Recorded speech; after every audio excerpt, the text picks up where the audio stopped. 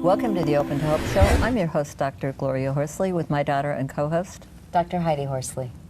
We've got a wonderful guest for you today, for all you people watching, because he is a grief expert, speaks all over the world about grief and loss. And you know, he's going to share something with us today, because we're going to talk about how does the grief expert handle grief. Wow, that is a tough one. How do you want to introduce our guest? Absolutely, and it's interesting because David Kessler has been a grief expert for many years, and his son died 3 years ago at 21. So, you know, he was an expert before his son died. David has written 5 best-selling books, and he's written 2 of his books with Elizabeth Kubler-Ross and 1 with Louise Hay. Right. And he speaks all over the world, and he gives workshops online, and he is a leader internationally in the field of grief and loss. David Kessler, welcome to the show, David. I'm glad to be with you. Thank you for having me. Thank you for coming on the show today. You know, when Heidi told me you were coming on and that you were willing to speak about the grief expert having a loss themselves, and kind of when grief comes home, it harkened me back immediately to when my son died over 30 years ago. I was teaching at the University of Rochester. I was on a team where we worked with grief and loss all the time on a surgical service. And I had just dealt with a family who had had a rollover where a kid had been killed, and I was talking to his brother and the family. We did some family therapy in the room, and I said to the family, I can't imagine how this is for you, but I do have some things that I know that I hope will be helpful to you. Well, 3 days later, my son was killed in an automobile accident. I had not a clue what that family was going through. Right. I mean, it is such a physical as well as emotional. I mean, it's an incredible experience, isn't it? It really is a devastating one, and I think that it is easy. I mean, first of all, personally, I felt like, because I had gotten on this road when my mother had died when I was young and I was in one of the first mass shootings, I felt like, of course, someday when I'm 80, I'm going to have all, you know, people I love that are going to be dying, but my worst grief was behind me. And him dying just, you know, was brutal. And as I said, I wanted to write every parent I'd ever counseled a note saying, I had no idea. And I take that with me now when someone goes, well, you know what it's like when a spouse dies or this, I'm like, no one knows your loss. Right. Nobody knows it. Right. A grief expert, none of us. And even 2 people have had the same loss. Yeah. Don't well, look know at each Heidi other's and I. loss. Heidi had a sibling loss. Right. Yeah. And the worst loss that's ever happened to me is my brother dying. So, you know, the one that knocks you to the ground where you don't know how you're going to survive and you don't even know if you want to early on. You know, before we move on more on the show, I want to know a little bit more about David. And I know you sent me a clip. Let's talk a little bit about him. How did David come into your life? Well, I adopted David and his brother when they were 4 and 5 years old. They had been in the foster care system.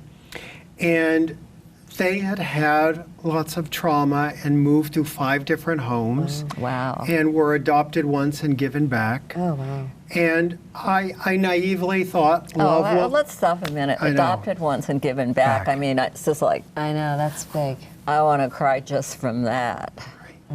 Wow. Right. And You know, by the way, it was parents who weren't prepared to have a child. It wasn't really about them. And I thought love will conquer all.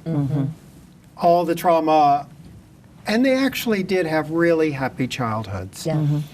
But let's show a picture of the happy childhood to kind of get people into it. There's a wonderful clip David sent me of his son. You know how I assume that you have to do stuff for school project. And so he decided to talk about skunks. Right. This is something his godmother Adele put together with him. And I love it because his brother's also in it as the skunk. His brother is a skunk.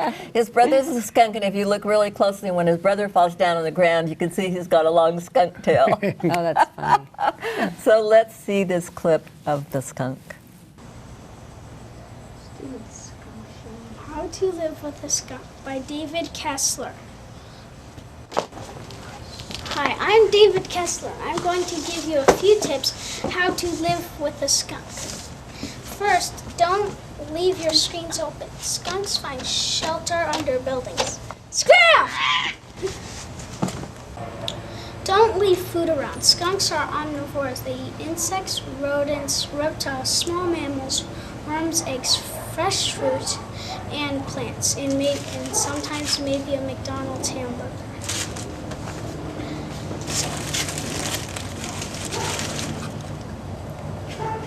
Scattering mothballs on the ground will discourage a skunk from visiting. Skunks don't like the smell of camphor. Whatever you do, do not alarm them. Boo! Skunks can spray up to 15 feet, and the smell can carry a mile. Ooh, what's that awful smell? Oh, no problem, Dad. I just got sprayed by a skunk. But if you get sprayed by a skunk, you have to bathe in tomato juice. The whole thing. Say, Good. Thanks, Dad. Thanks, Dad. Thanks.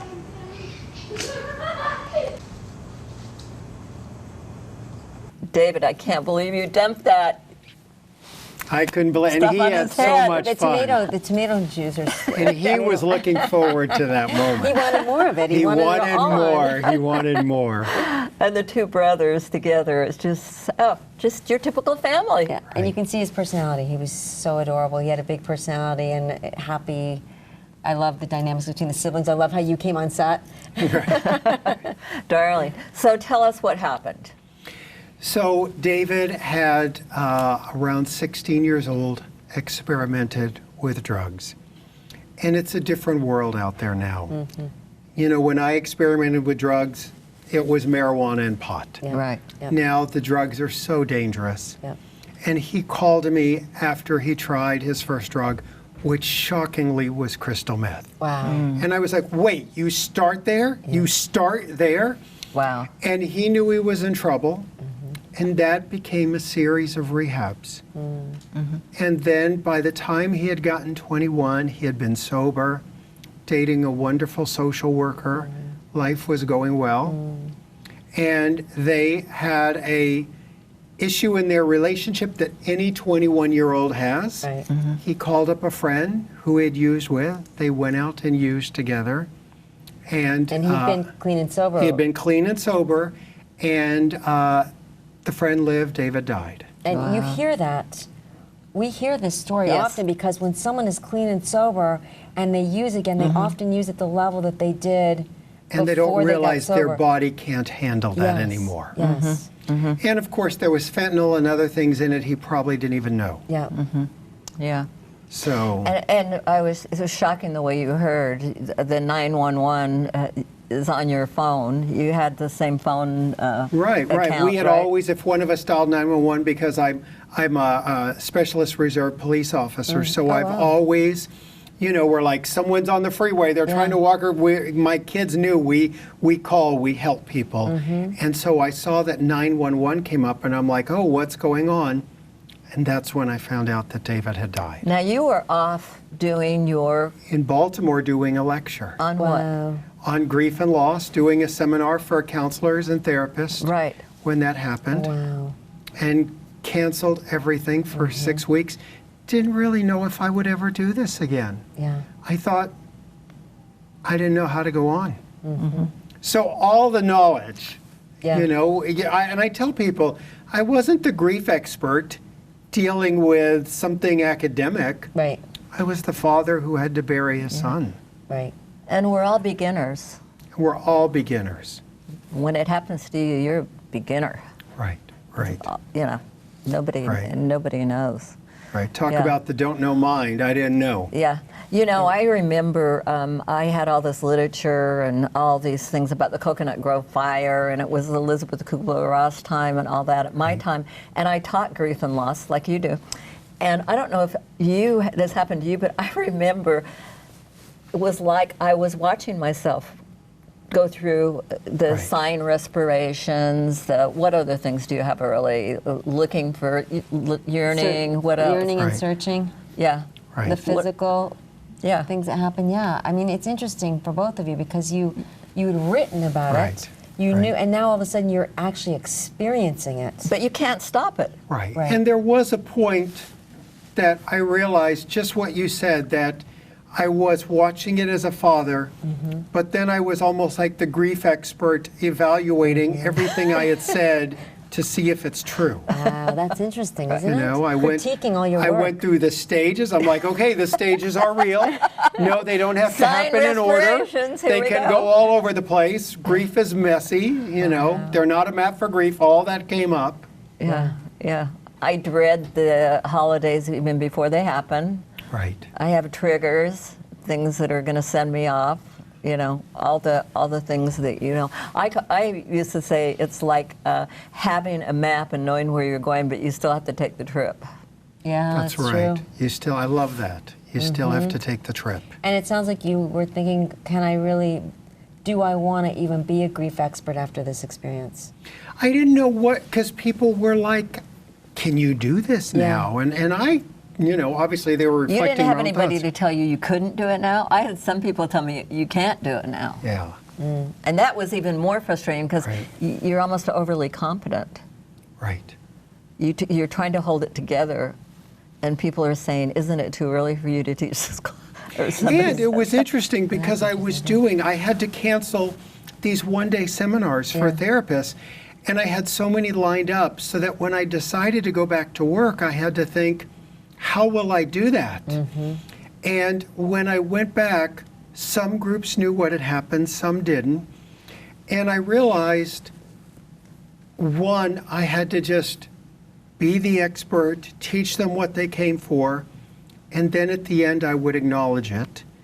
Because I also felt like, and it's why I wanted to write about it, is because I couldn't be someone who had said to everyone for decades, talk about your grief, share it, be open about it, and then when it came to mine, not talk about it. Yeah, your new book, right? New book is Finding Meaning, the Sixth Stage of Grief. Love it. And it really is my journey, along with so many other people's stories about their finding meaning and realizing the stage of acceptance. As a generation, we want more. We want to find meaning. And sometimes we make up negative stories of meaning and how to clear them up. Oh, it was my fault, or I should have done this. And I Okay, think, what about your fault? Come on. well, I was going to Gotta ask be you that. Big fault. I was going to ask you that. I say this all the time. As a parent, I think we feel responsible Absolutely. for their happiness, whatever happens to them.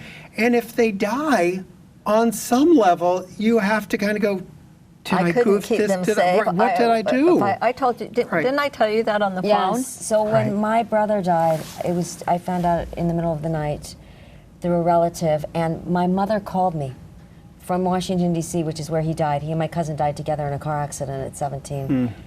She said to me, this is the first conversation we had. She was crying and she said, Heidi, I'm so sorry. And I went, okay. She said, I'm really sorry that I didn't protect your brother and save him. They weren't even together. And I was like, what, Mom? What are you talking about? How you couldn't have done anything? She goes, I should have saved him. I'm his mom.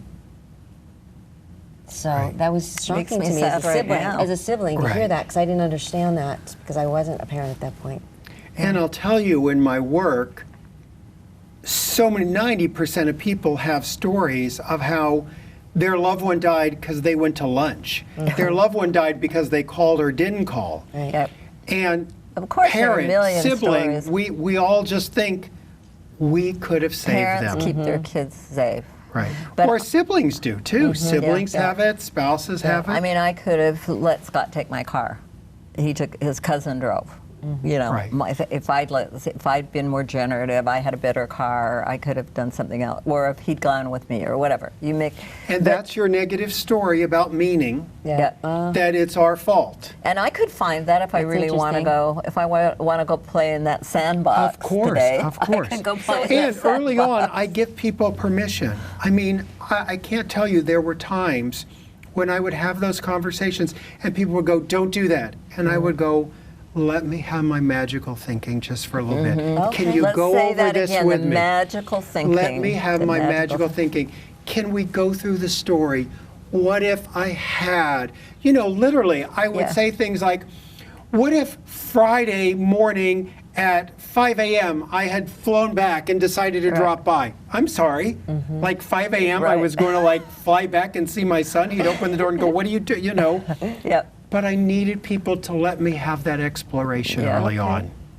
So early on, you need to allow people to have that, and that's To be the detective, to ask I that, like that, be to the play detective. along with that, to explore that, to if you get shut down by your relatives, then find someone else to talk to about that.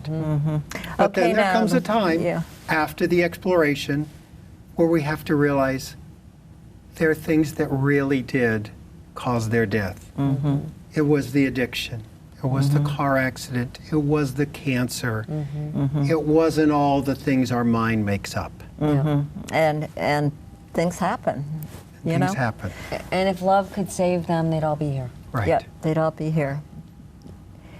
Now, it's only been 3 years for you. In my world, that's not a long time. It's been that's over 30 day years before for yesterday. me. Yeah. Right, right. You know, they often say second year is worse than a first. How was your second year? Hard. Yeah. Hard. I Did you think- know that it was I going to be? knew that. And you were I aware. knew Of that. course, as a therapist, I grit had your that teeth. awareness, and it's still. I love your line about I still had to take the drive. Yeah. Yeah. It was brutal. I just that idea of he's gone forever. Right. The permanence of it. He's gone forever. The busyness is gone. Right. The first year, I got through it. I got through this holiday. You know. And I can remember my son, who's 25 now, my older son. The first year, so many people gathered at his gravesite. And the second year, I remember him saying to me, "Who's coming?" And I said, "It's us." Yeah. I said, the world's going to shrink, that, the world will move on, and we're always going to be thinking about David. Yeah. That's always going to be there. And it's tough because we want to bring everyone with us, and we want them to not be forgotten. And I think that's part of the meaning making we can do. And I'm always saying to siblings, one of our roles in life is to keep our brothers and sisters' memories alive, because we have memories that our parents don't have. And we know stuff about our siblings that our parents don't know. And we're true. taking that to the grave, right? I mean, and we have a special relationship because we took this journey through life with our siblings next to us. And certainly myself, I had to realize I wasn't going to be Richard's grief counselor.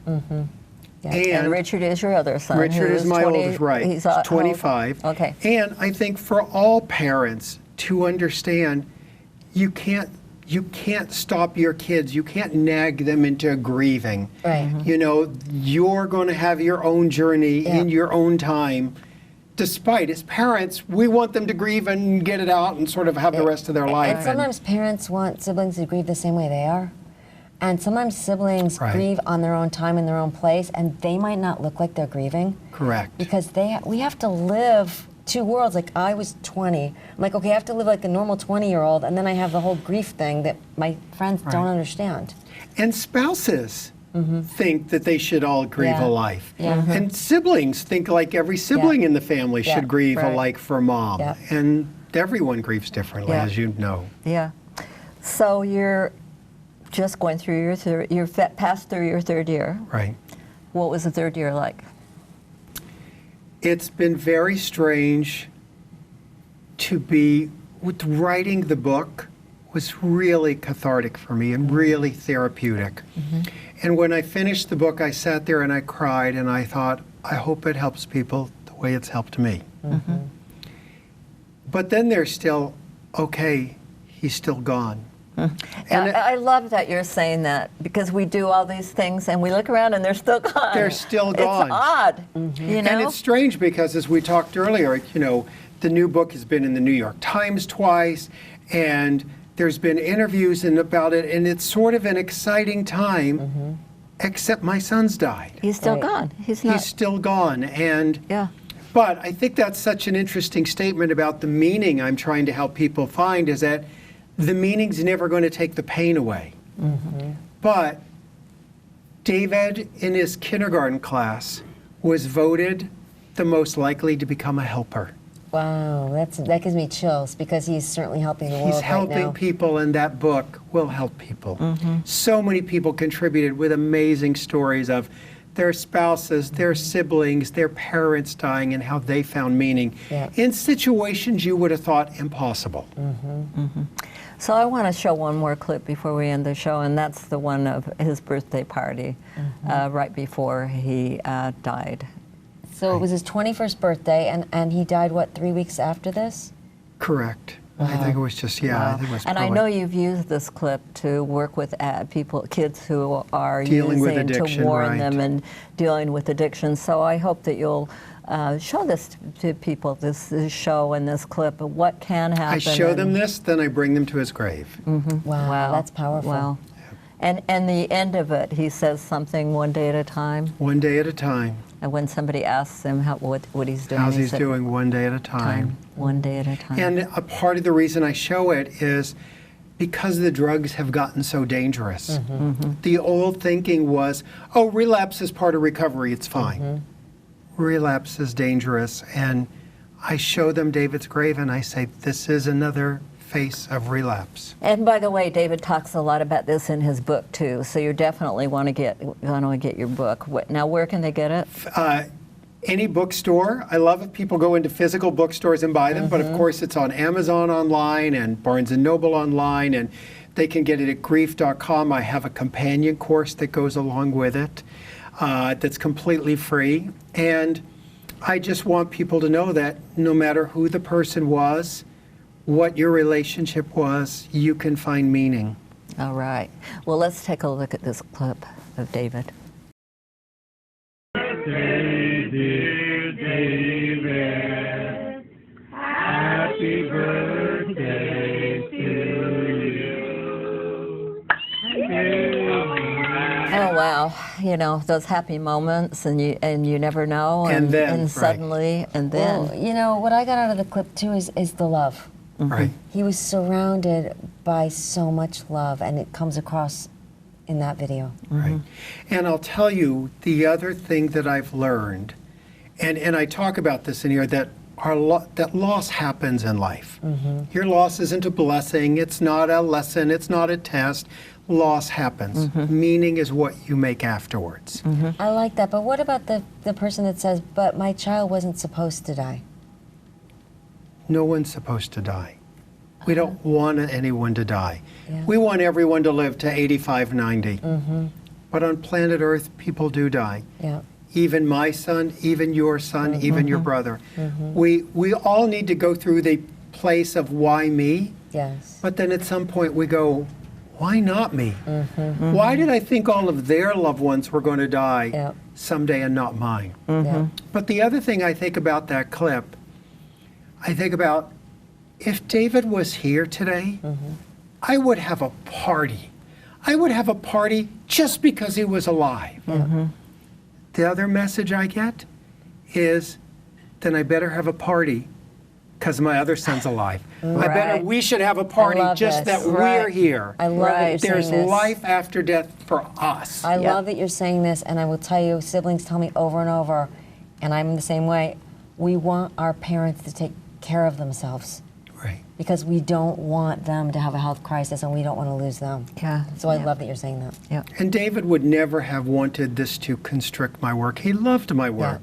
He would have wanted this to expand it. And I think Well, he's finding helping- meaning, the 6th stage of grief, is expanding it. And he's All helping right. you expand it. He is. Which is He amazing. is. And you're giving workshops all over, and to give us your website. Grief.com, and I'm 30 cities in the U.S., then I'm going to the U.K., then Australia. All right, all right. And you're in LA, and you're really not in private practice, but But you can people join a can lot find of me people. online. I never turn one away for lack of funds for the online courses, do lots of retreats and things. All right. Well, David, thanks so much for Thank being on you. the show. Thank Sure. you, David. And we want to thank everybody for watching this show today. And we are now going to hear Meghan Pulles. She's going to sing out of the show, and she is going to sing Darkness into Light for us. And we hope that you'll all find that wonderful light that Meghan is giving us. And Heidi and I and David want to remind you all that if you've lost hope, please lean on ours until you find your own, and God bless.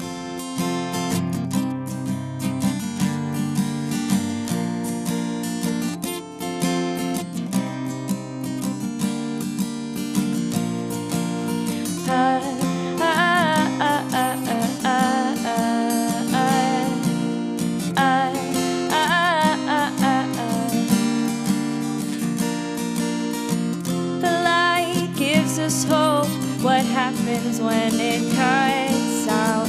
The feeling we are fine. What happens when it burns out?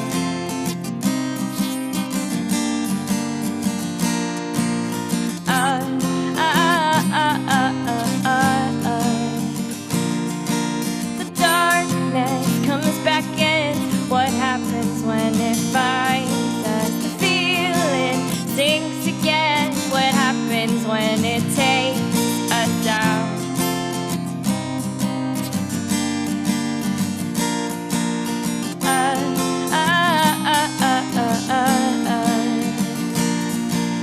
Darkness into light. Are we frightened?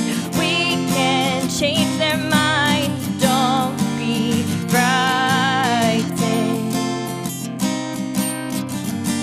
Don't be frightened.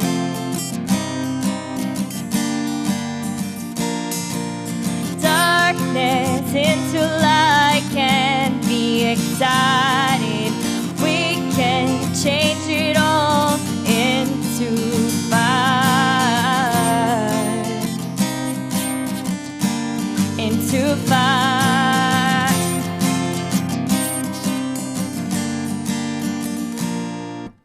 Darkness, darkness, darkness, into light to the darkness, darkness.